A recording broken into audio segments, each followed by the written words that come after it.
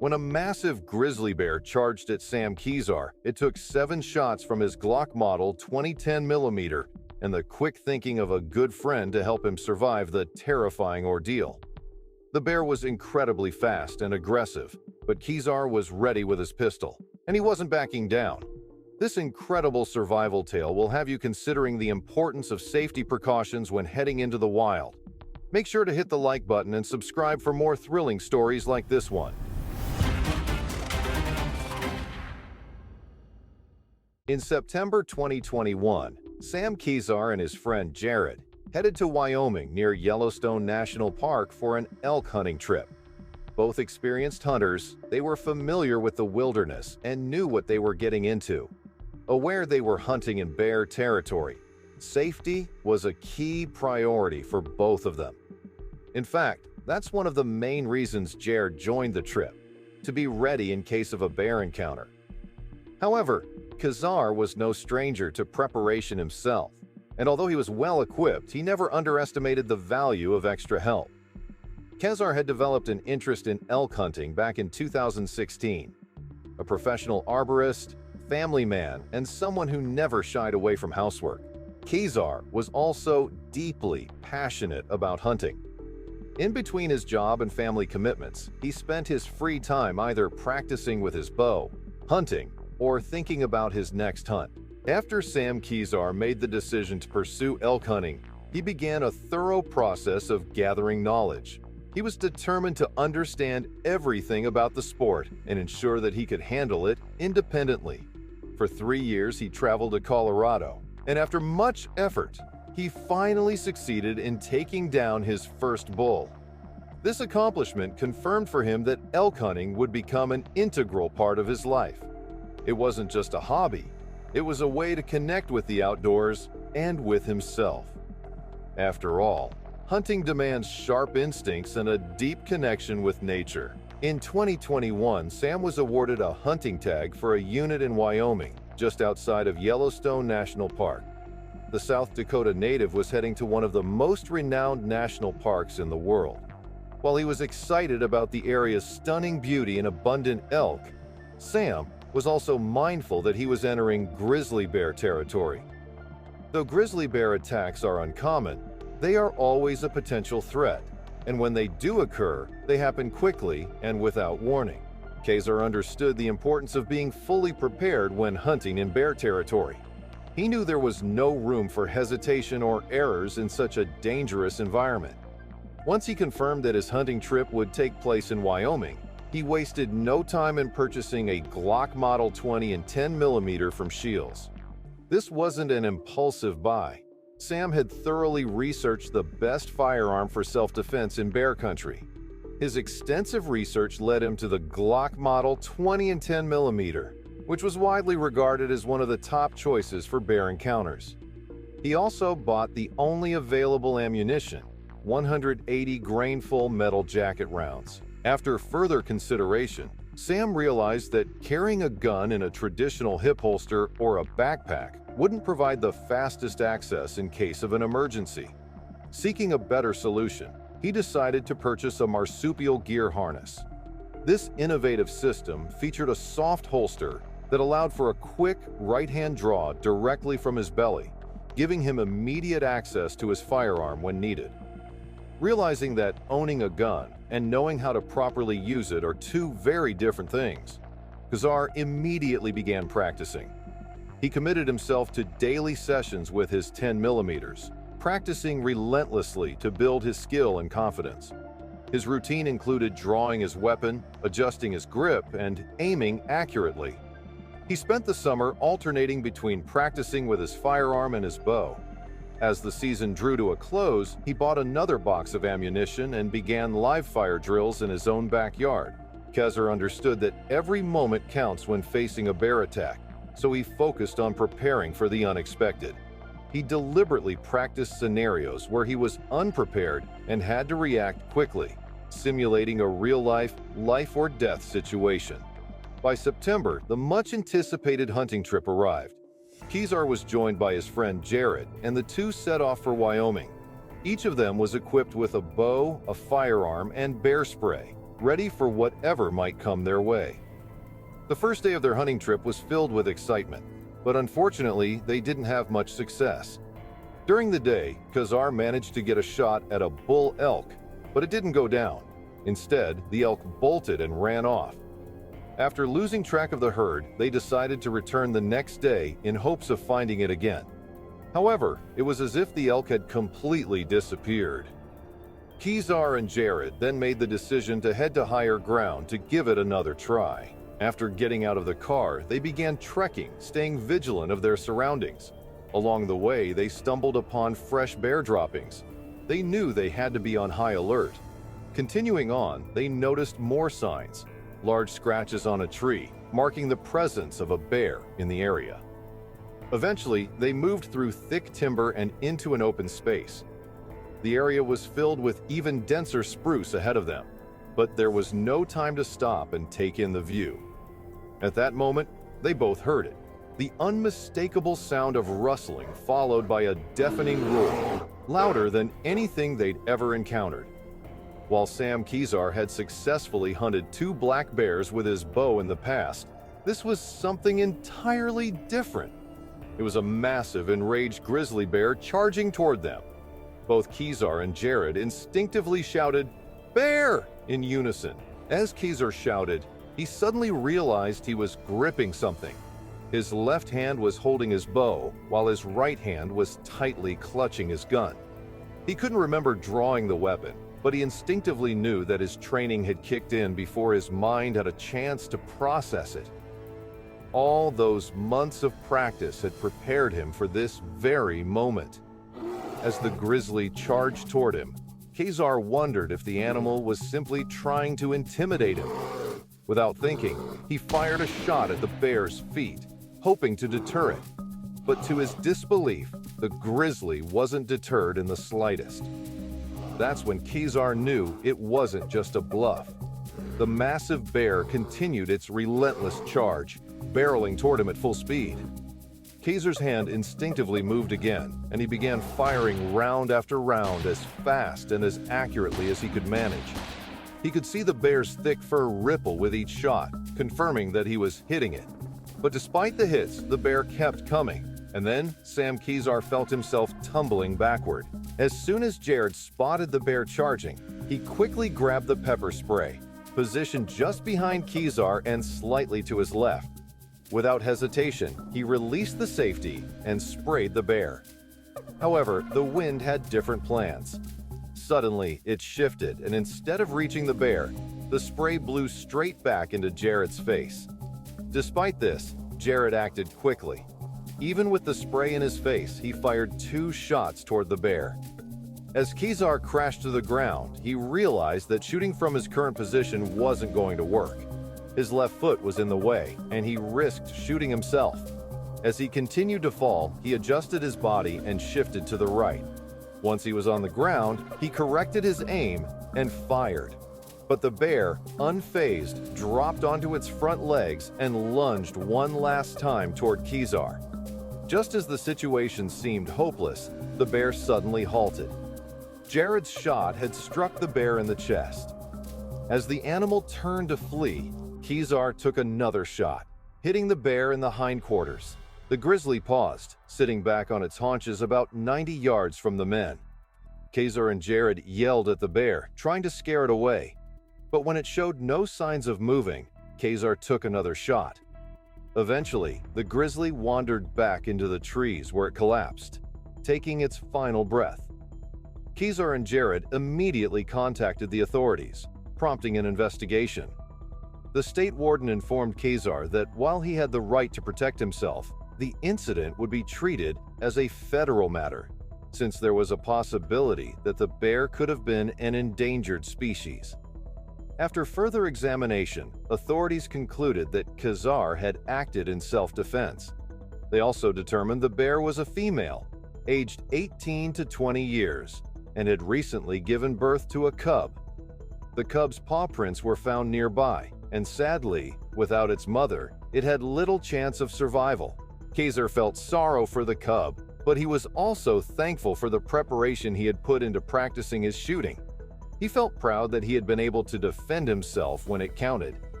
Even the authorities acknowledged his quick and decisive actions, stating that his response had almost certainly saved his life. Of the 7 rounds Kezar fired, 3 had struck the bear.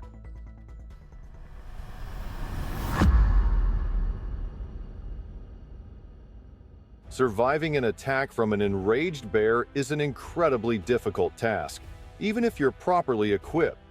When Lee Francis found himself facing off with a massive grizzly, he quickly pulled out his 10mm Glock pistol, thinking it would help him defend himself. Unfortunately, it didn't quite work as he had hoped. Sometimes, even with the best preparation, things don't go as planned. It was Friday, October 21st, 2022, when Lee Francis and his son set out for an elk hunt. At 65 years old, Lee, a dentist by profession, and his son Josh, also a dentist, were far from novices. In fact, they were seasoned hunters with years of experience. Armed with years of hunting experience and the excitement of the trip ahead, Lee and his son started their elk hunt with confidence. They were well prepared, knowing the risks involved. In fact, they had already faced some frightening encounters. Just a month earlier, during a bow hunting trip in September, they had a close call with not one, but 2 curious bears. The first bear had approached them, but they managed to drive it off by making noise with sticks. After the first bear retreated, they thought the danger was over. But shortly after, another bear wandered into their camp, startling their horses.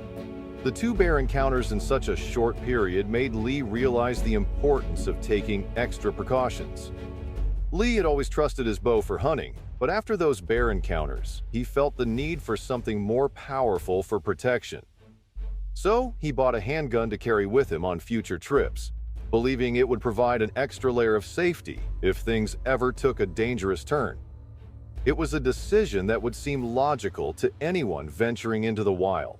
On October 21st, 2022, Lee Francis and his son chose the Rock Creek region in Sublette County, Wyoming, as their hunting destination.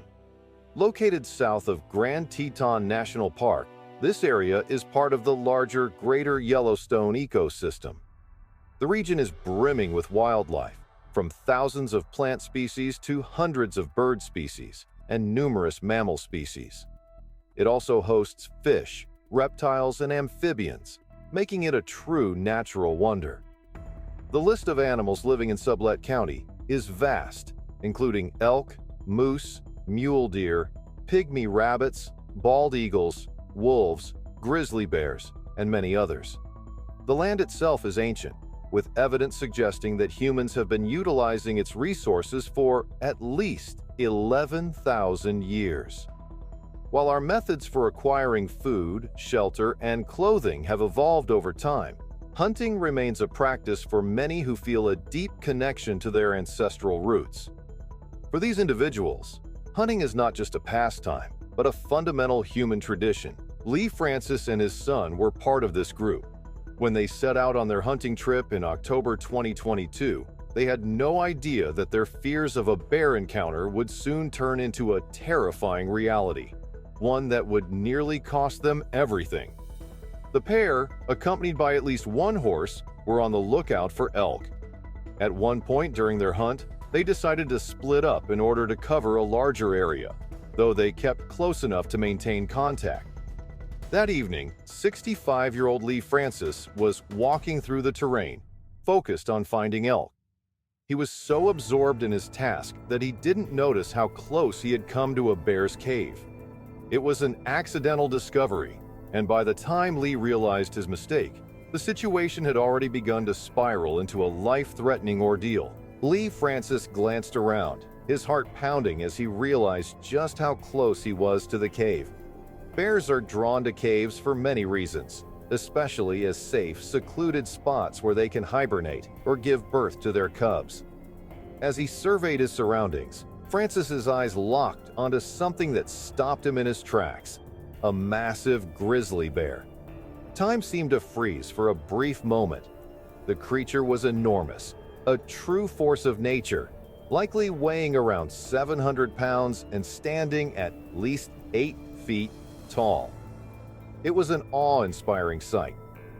In that split second, Lee knew that his window of opportunity to defend himself was rapidly closing.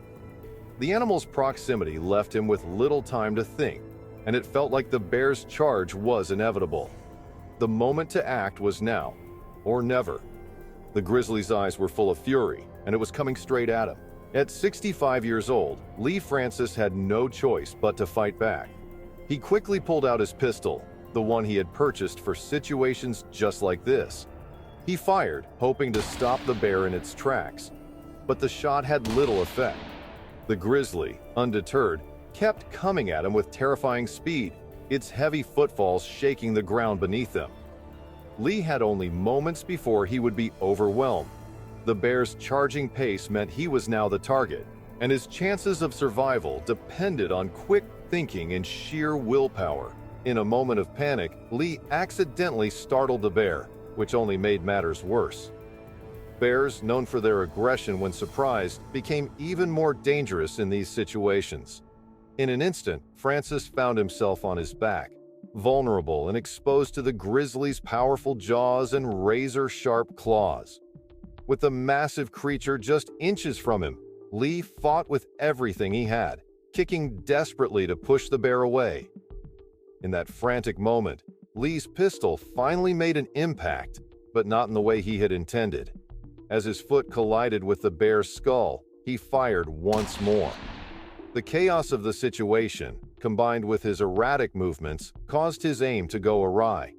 Instead of shooting the bear, Francis accidentally shot himself in the leg. The pain was intense, but when he saw that the grizzly was retreating, he likely considered it a small price to pay. The sound of the shot, along with the pain it inflicted, scared the bear enough to make it flee. The huge grizzly ran off, leaving Francis wounded but alive. The bear's departure gave him a fleeting moment of relief, but now he needed medical help fast. His injuries, both from the bear's proximity and the self-inflicted gunshot wound, meant that time was running out. But Lee Francis, still shaken from the harrowing encounter, was thankful to have survived the deadly encounter. Josh Francis quickly rushed to his father's side, finding him injured and in shock, bleeding on the ground. Once his father was stable enough, Josh used a satellite phone to call for emergency assistance. It was just before 6 p.m. The father and son made their way towards Water Dog Lake, a nearby spot where rescue teams were prepared to meet them. They were transferred to an air ambulance waiting to fly Lee to the University of Utah Hospital in Salt Lake City. At the hospital, Lee Francis underwent 2 surgeries on his lower leg. Unfortunately, wildlife officials were unable to track down the grizzly, as snowstorms had hindered visibility. They planned to resume their search the following Monday. When reflecting on his terrifying experience with the giant bear, Lee admitted that while he had encountered large bears before, nothing could have prepared him for the sheer intensity of being charged. Although he was physically recovering from his injuries, the emotional scars remained. "I'm sure I'll have a nightmare or two the next time I'm out in the mountains," he confessed to reporters. Lee also shared some advice with others. Always carry bear protection. Bear attacks can happen in an instant.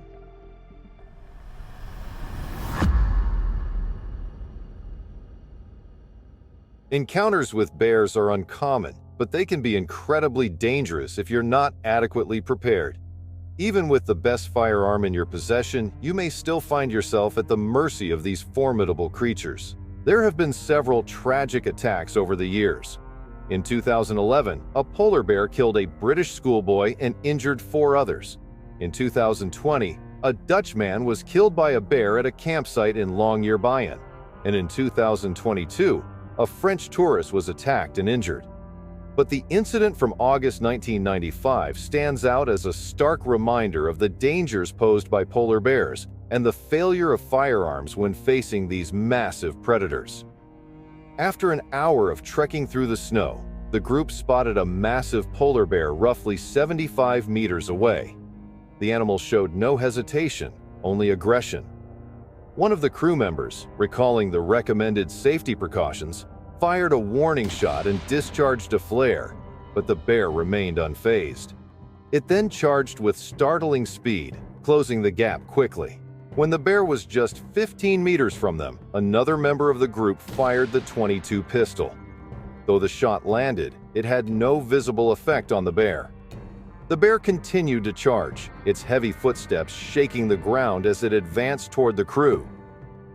In a panic, the crew began passing the pistol among themselves, each taking shots as the bear relentlessly attacked. The situation was chaotic. The bear reached one of the men, mauling him savagely. The sound of screams and roars filled the air as the bear moved on to its next victim. The remaining crew members scrambled to shoot at the bear, aiming for its head or vital organs, knowing that these were the only areas that might stop the bear's deadly assault. When the pistol was empty and a knife was drawn, one man lay lifeless, another gravely wounded. The survivors managed to retreat to their ship, physically and mentally scarred by the horrific ordeal. Upon later examination, it was discovered that 3 shots had struck the bear's head, but none had penetrated its thick skull. This horrifying encounter highlights the stark limitations of using a .22 caliber pistol against a large, aggressive bear. While a .22 could potentially damage vital organs if shot precisely, hitting a fast-moving target at a distance is nearly impossible. The decision to pass the weapon among the crew members, rather than having one shooter concentrate their fire, further reduced their chances of success. Had they been armed with a more powerful weapon, or had they been able to fire from closer range? The outcome may have been different, but in the chaos of the attack, precision was a rare commodity.